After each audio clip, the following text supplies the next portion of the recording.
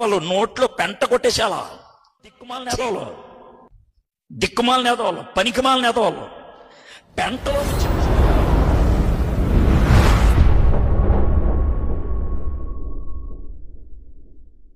దేవుని యొక్క మహాకృపలో మీ అందరికీ కూడా ఈ వీడియోకి స్వాగతం పలుకుతున్నాను. Edward William. సో సేవకుల్ని గద్దించాలి, సేవకుల్ని ప్రేమించాలి, సేవకుల్ని సరిచేయాలి, సేవకుల్ని చక్కని దారిలో నడిపించాలి. అంతేకాని మాట్లాడే ప్రతి మాట విపరీతమైనటువంటి ఫిల్తీ లాంగ్వేజ్లో యూజ్ చేస్తూ బ్రదర్ మాట్లాడుతున్న మాటలు ప్రతి మాట కూడా చాలా చండాలంగా వినేవారికి కూడా అసహ్యంగా అనిపిస్తూ ఉంది. కానీ మాట్లాడే మరి మీకు అలా ఎందుకు అనిపించట్లేదో నాకు తెలియట్లేదు. కాబట్టి ముందుగా అసలు నేను ఈ వీడియోని మీ అందరికీ కూడా చూపిస్తాను. చూసిన తర్వాత మనము మాట్లాడుకోవడానికి ప్రయత్నం చేద్దాం. ముందుగా దిక్కుమాల నేదవాళ్ళు పనికిమాల నేదవాళ్ళు పెంటలో ముచ్చిన చెప్పు. వాడికి ఆఫీస్లో ఒక పేరు ఉంటుంది, చర్చిలో ఒక పేరు ఉంటుంది. వాడికి సార్ మర్యాదలాగా మాడుతున్నావు అంటాడు. మర్యాద అంటారు, చెప్పు తీసుకొని కొడతాను నిన్ను. మళ్ళీ ఈ పాస్టర్ల దగ్గరకు వచ్చి నన్ను కమిటీలో పెట్టుకుంటాడు. వాళ్ళు నోట్లో పెంట కొట్టేసేలా. సో చూశారు కదా, ఆ పళ్ళు కొరకటము, ఆ దారుణమైనటువంటి విపరీతమైన కోపంతో మాట్లాడటము. సో ఈ ఎడ్వర్డ్ విలియం గారు చేస్తున్నారు. ఆ పళ్ళు కొరకటము, ఆ కోప్పడటము, ఆ ద్వేషించడం అనేది అసలు యాక్చువల్గా పళ్ళు కొరుకుటయు నరకంలో నిత్య నరకాగ్నిలో ఉంటుందని వాక్యం తెలియజేస్తూ ఉంది. కాబట్టి మీరు సేవకుల్ని సరిచేసే బోధకులైతే, మీరు సేవకుల్ని చక్కబెట్టే బోధకులైతే, యేసుక్రీస్తు వారు చాలా రకాలుగా ఆయన బోధ చేశారు. చాలామందిని చక్కబెట్టడానికి ఆయన మాట్లాడారు, చక్కగా మాట్లాడారు. ఇలాగన చెడ్డ మాటలతో, దూషించడంతో, బూతు మాటలతో ఎవరూ సరిచేయలా. యేసుక్రీస్తు వారు చక్కగా సరిచేశారు. అందుకైనా మంచి బోధకుడు ఆయన కదా. కాబట్టి మీరు బోధకులు కావచ్చు, కాకపోవచ్చు కూడా, మీలాంటి బోధకులు ఉండొచ్చు, ఉండకపోవచ్చు కూడా. ప్రపంచంలో ఉన్నటువంటి బోధకులైనటువంటి ప్రతి ఒక్కరికి కూడా ఈ విషయంలో ఈ వీడియో ప్రతి ఒక్కరు చూసి మీరు మీ లక్షణాలు మార్చుకుంటారని, మీ ఆలోచనలు మార్చుకుంటారని, సేవకుల పట్ల మీకున్నటువంటి దురుద్దేశాన్ని మంచి ఉద్దేశంగా మార్చుకొని సేవ చేయాలని కోరుకుంటూ ఈ వీడియోని ప్రారంభిస్తున్నాను. వెల్కమ్. సో ఈ సమయంలో అసలు ఆయన మాట్లాడినటువంటి మాటల్లో కొన్ని విధానాలు చూసారా? ఎంత బూతు మాటలు అంటే అవన్నీ, ఎంత నీచమైనటువంటి మాటలు. సేవకులను అలా మాట్లాడొచ్చా?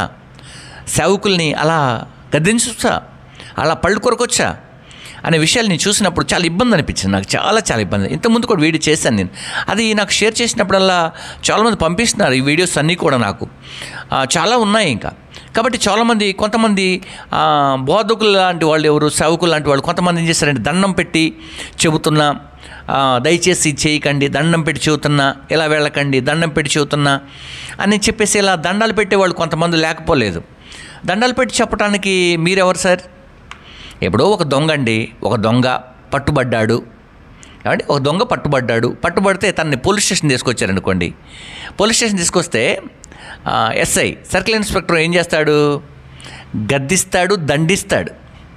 అరే నీకు దండం పెడతాను రా బాబు, ఇంకొకసారి దొంగతనం చేయమాకని చెప్పటం వరకే మీ పని. ఓకే. యేసుక్రీస్తు వారు రక్షకుడైన జీవము కలిగిన దేవుడు ఏ బోధ చేశాడు? ఇదిగో మీరు ఆ కాలంలో ఇలాంటి నరహత్య చేయవద్దని చెప్పాను కదా, ఈ కాలంలో ఇలా ఉండాలని చెప్పాడు. ఆ కాలంలో మీరు వ్యభిచారం చేసేవాళ్ళు ఉన్నారు కదా, ఈ కాలంలో మీరు మోహపు చూపు చూస్తూనే వ్యభిచారం చేసినట్లు అని చెప్పాడు. సో ఆయన గద్దింపు చాలా బాగుంటుంది. ఆయన గద్దిస్తాడు, మీలాగా బూతులు మాట్లాడడం. కాబట్టి సౌకులుగా, బాధకులుగా ఉన్నటువంటి వారందరికీ కూడా నేను ఈ వీడియోను స్వాగతం పలుకుతూ, దయచేసి మీ లక్షణాలు, మీ లాంగ్వేజ్ మార్చుకుంటారని కూడా కోరుకుంటూ ఈ వీడియో నేను ప్రారంభిస్తున్నాను. ఇప్పుడు అన్న ప్రాబ్లం ఏంటి? అసలు ప్రాబ్లం ఏంటంటే పేరు మార్పిడి, నేమ్ చేంజ్. సో లైఫ్లో నేమ్ చేంజ్, బాప్తిస్మంలో పేరు చేంజ్. ఓకే. క్రైస్తవ జీవితంలో పేరు చేంజ్ చేసుకోవాలి.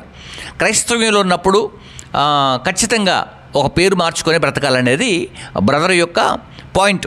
ఓకే, సరే, మంచిది. ఆ పాయింట్లోనే మీరు అక్కడే ఉండండి, నేను కూడా మీ దగ్గరికి వస్తున్నాను.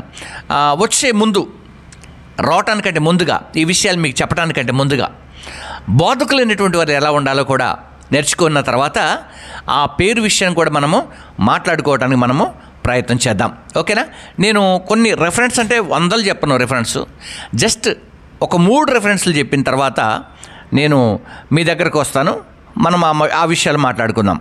ఆ తర్వాత ఇది కేవలం ఎడ్వర్డ్ విలియం గారికి మాత్రమే కాదు, దయచేసి ఈ భాషలో మాట్లాడే ప్రతి సావుకుడికి, ఈ భాషను యూజ్ చేస్తున్న ప్రతి కాపరికి, ఈ బోధను లేకుంటే ఈ లాంగ్వేజ్ని యూజ్ చేస్తున్నటువంటి ప్రతి నాయకునికి, ప్రతి లీడర్కి, వారు ఎవరైనా పర్వాలేదు, అందరికీ కూడా ఈ భాషలో మాట్లాడే ప్రతి ఒక్కరికి కూడా ఈ విషయాన్ని నేను గుర్తు చేస్తూ, నేను ముందు పెట్టాను కదా నోరు జాగ్రత్త అని పెట్టాను నేను, అది మాత్రం జాగ్రత్తగా చూసుకోవాలి. ఎందుకంటే బైబిల్ తెలియజేస్తుంది, నేను వాడనండి ఆ లాంగ్వేజ్ వద్దు, ఆ భాష నాకు వద్దు, నోటిని నాలుకను భద్రం చేసుకునేవాడు ధన్యుడు అని చెబుతుంది.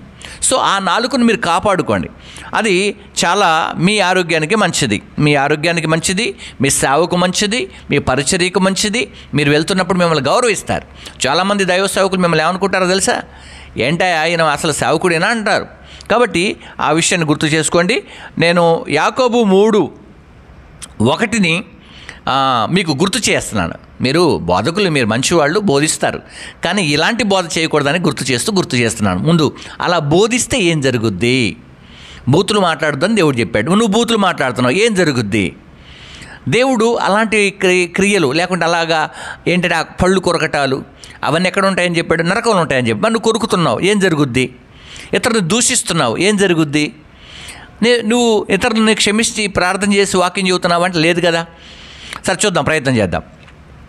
యాకోబు 3:1 నా సహోదరులారా, బాధకులమైనటువంటి మనము మరి కఠినమైనటువంటి తీర్పు పొందుదామని తెలుసుకొని మీలో అనేకులు బాధకులు కాకుండా అని చెప్పాడు బైబిల్.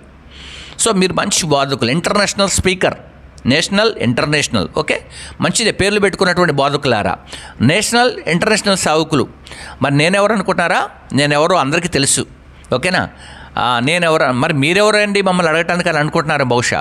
సో నేనెవరో తెలుసు, నేను ఎలాంటి సేవ చేస్తాను, ఏ బోధ చేస్తాను, ఏ వాక్య పరిచయం చేస్తాను, మీకంటే ఎక్కువగా సావుకుల మధ్యలో వాడబడతాను నేను.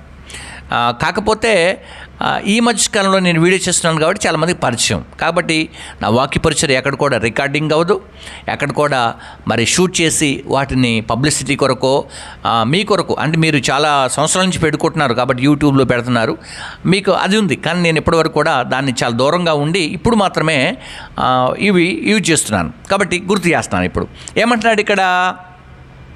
తీర్పు పొందుతాం. నువ్వు ఇక్కడ బూతులు మాట్లాడుతున్నావు, చెడ్డ మాటలు ఫిల్తీ లాంగ్వేజ్ యూజ్ చేస్తున్నా. ఆ మాటలను బట్టి ఎదురు ఉన్న సావుకులు ఎంత గాయపరచబడి ఉంటారు.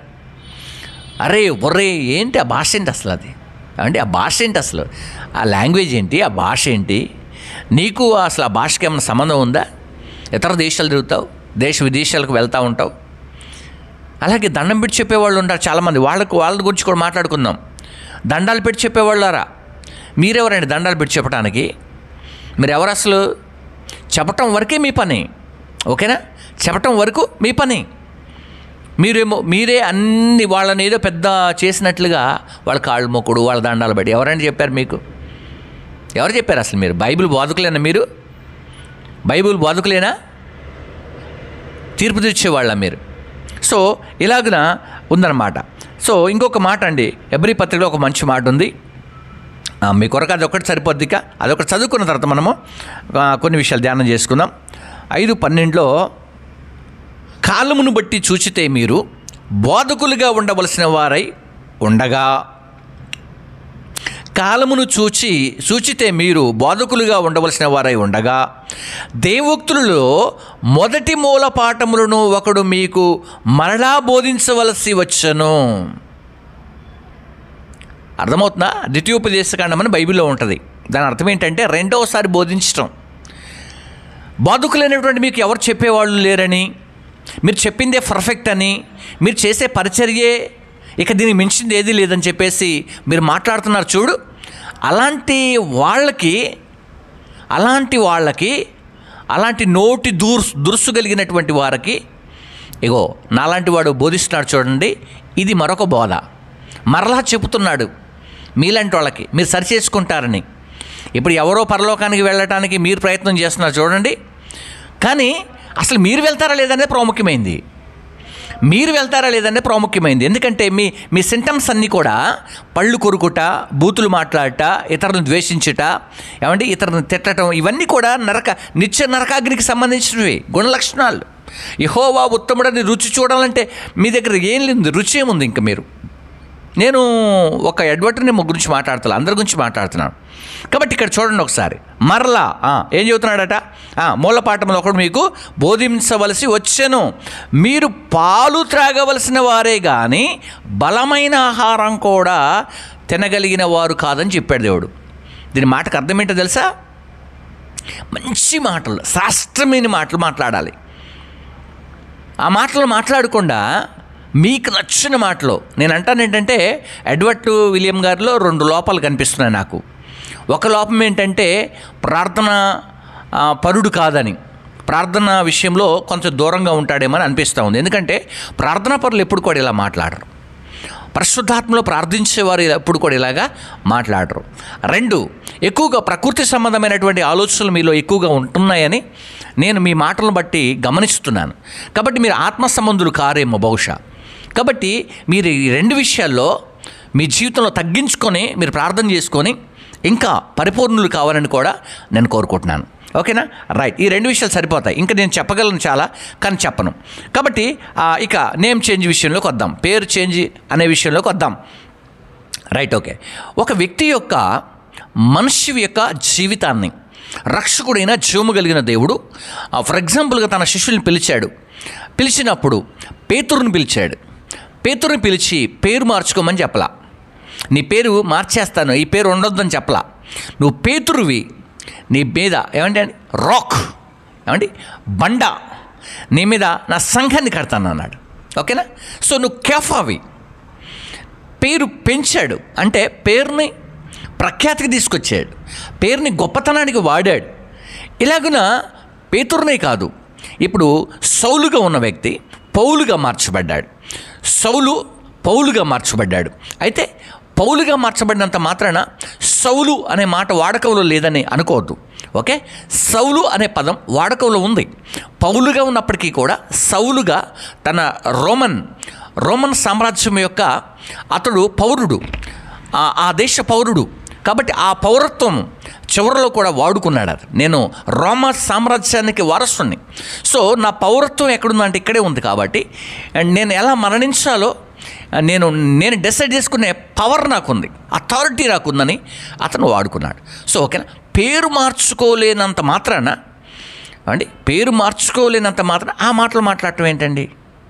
అసలు ఆ మాట్లాడే రైట్స్ మీకు ఎవరిచ్చారు? అలా మాట్లాడే అధికారం అసలు మీకు ఎవరిచ్చారు? క్రైస్తవ్యానికి ఏమైనా బ్రాండ్ అంబాసిడరా మీరు? క్రైస్తవ్యాన్ని ఏమైనా మూట కట్టుకొని వచ్చారేంటి మీరు? అలా మాట్లాడాల్సిన అవసరము లేదు. ఇది అందరికీ కూడా నేను జ్ఞాపకం చేస్తూ కొంచెం నేను ముందుకు తీసుకువెళ్తాను. పేరు మార్పిడి కాడ కొంచెం ముందుకు తీసుకువెళ్తాను. కొందరికి ఉద్యోగాలు ఉంటాయి, కొంతమందికి ఉద్యోగాలు చేసేవారు ఉంటారు. వారి కుటుంబ పరిస్థితులు ఎలా ఉంటాయో తెలియదు మనకి. వారు ఎన్నో కష్టాలు పడి, అప్పులలో, సమస్యలలో కోరుకొని పోయి ప్రభు నమ్ముకొని ఆ తర్వాత ఆ ప్రభు యొక్క నామంలో ప్రార్థన చేసినప్పుడు తనకు ఒక మంచి ఉద్యోగం వచ్చినప్పుడు ఆ ఉద్యోగంలో అతను ఆ కష్టాల్లో, ఆ బాధల్లో ముందుకు వెళ్తూ ఉంటాడు. అయితే ఉద్యోగం వచ్చినప్పుడు తన పాత పద్ధతిలో తనకున్న సర్టిఫికెట్ ద్వారా, తను చదువుకున్నటువంటి చదువు ద్వారా తన ఉద్యోగాన్ని సంపాదించుకొని ఇక్కడ విన్నటువంటి మాటల ద్వారా రక్షణ, మారుమనసు పొందుకొని, బాప్తిస్మం పొందుకొని ఇలా ఈ వేలు వెళ్తూ ఉంటే, ఒకవేళ ఇక్కడ పౌలుగా, ఇక్కడ సౌలుగా బ్రతుకుతున్నప్పటికీ కూడా దేవుడు యాక్సెప్ట్ చేస్తున్నాడు. నీకెందుకయ్యా కష్టం? దేవునికి లేని సమస్య నీకేం వచ్చింది? ముందు పేరు మార్చుకోకపోతే పరలోకానికి వెళ్ళరు అని బైబిల్లో ఎక్కడైనా ఉందా? పేర్లు 2 రకాలుగా మీరు వాడుకుంటే ఈ లోక సంబంధులని బైబిల్ ఎక్కడైనా ఉందా? పేరు మార్చుకోకపోతే నిత్యరాజ్యానికి వారసులు కాదు అని ఉందా? దేవుడు ఏం చెప్పాడంటే అందరినీ కూడా ఏకరీతిగా, ఏకాత్మగా ఉంచి నిత్యరాజ్యంలో ఒక క్రొత్త పేరుతో పిలుస్తానన్నాడు.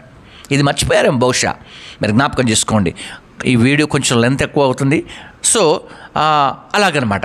అయితే కొంతమందికి జీవనాధారం అది, ఆ పేరు మార్చకపోవటం అనేది కొంతమందికి జీవనాధారం అది. అలాగే మరికొంతమందికి కుటుంబాన్ని పోషించుకోవటానికి కావచ్చు, కుటుంబాన్ని సంరక్షించుకోవటానికి కావచ్చు. అలాగే వారు నడుస్తున్నప్పుడు వారిని ఈ మాటలతో దూషించడం అనేది ఎంతవరకు న్యాయం అనేది నేను సావుకుడిగా మాట్లాడుతున్నాను. గమనించండి, ఒకవేళ మార్చాలి అంటే పేరు కాదు మార్చేది, ఒక వ్యక్తి యొక్క మనస్సు మార్చండి. మీరు మార్చాలి అనుకుంటే ఆ వ్యక్తి పేరు కాదు మార్చాల్సింది, అతని జీవితాన్ని మార్చండి, అతని యొక్క బ్రతుకును మార్చండి, అతని యొక్క నడకను మార్చండి, అతని యొక్క చూపును మార్చండి, అతని యొక్క జీవితంలో ఒక నూతన ఒడంబడికను తీసుకొచ్చి అతని తలంపులను మార్చండి. అర్థమవుతుందా? సో మారాల్సిన ఇవి. పేరు మారినంత మాత్రాన, పేరు మార్చుకున్నంత మాత్రాన గొప్ప విశ్వాసం కాడు.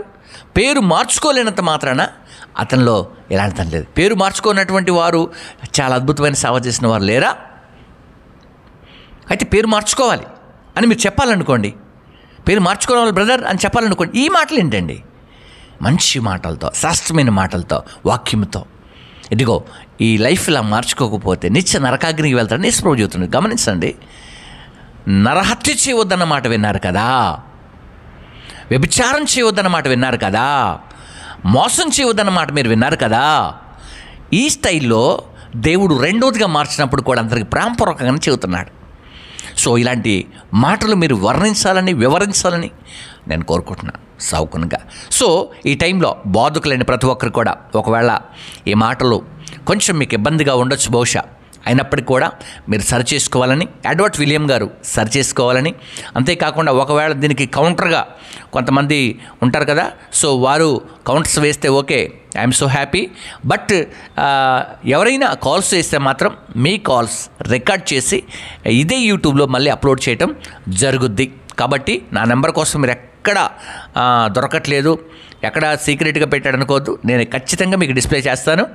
మీరు ఫోన్ చేయొచ్చు, నాతో మాట్లాడవచ్చు. సో దానికి మించినటువంటి విషయం ఏంటంటే, మీ అందరికీ కూడా తెలియజేస్తున్న విషయం ఏంటంటే, ఎవరినైనా దయచేసి నేను ఎందుకు చెబుతున్నానంటే, జీవము లేకుంటే నాలుకను చూస్తారా, జీవ మరణములు నాలుక వశంలో పెట్టాడు.